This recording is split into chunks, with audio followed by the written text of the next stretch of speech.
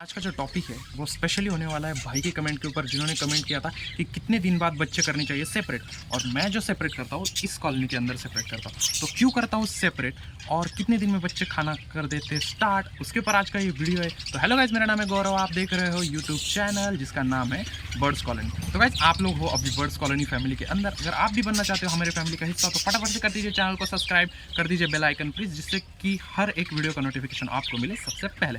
तो चलिए गाइज हमारे फैमिली का हिस्सा बन जाए और देखिए रोज रोज अपडेटेड नए वीडियोस, जिसके अंदर बजीज पैरट है, रैबिट्स है और बहुत कुछ, और आगे भी बहुत कुछ आने वाला है। तो चलिए गाइस दिखाता हूँ कि कितने दिन में बच्चा हो जाता है सेल्फ और कितने दिन में करना चाहिए उसको सेपरेट। तो चलिए आज की वीडियो में करते हैं स्टार्ट।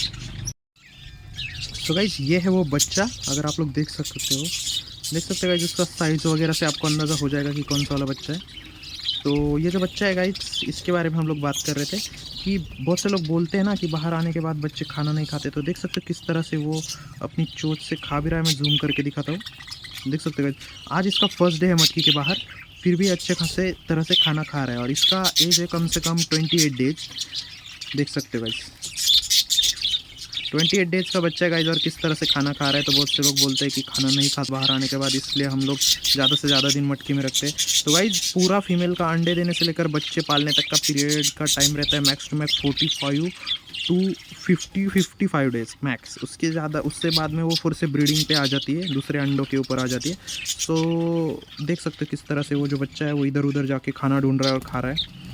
और सेल्फ है गाइस, पूरी तरह से सेल्फ है, बाकी के बर्ड्स के बीच में घूम रहा है, देख सकते हो।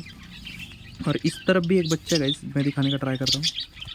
ये जो बच्चा है गाइस ये भी आज ही निकला है, लेकिन ये थोड़ा सा डर रहा है। तो देख सकते हो हर कोई बच्चा अलग होता है। तो जो बच्चा है आपने देखा होगा, देख सकते हो वो पान कलर के बर्ड के बाजू में जाके खाना खा रहा है। मतलब जो कंगनी सीड से उसको बहुत अच्छे से खाता है। तो वैसे देख सकते हो कि बच्चे बाहर आ जाने के बाद दूसरों को, बड़ों को देख के सीखते हैं खाना किस तरह से खाना है ये वो।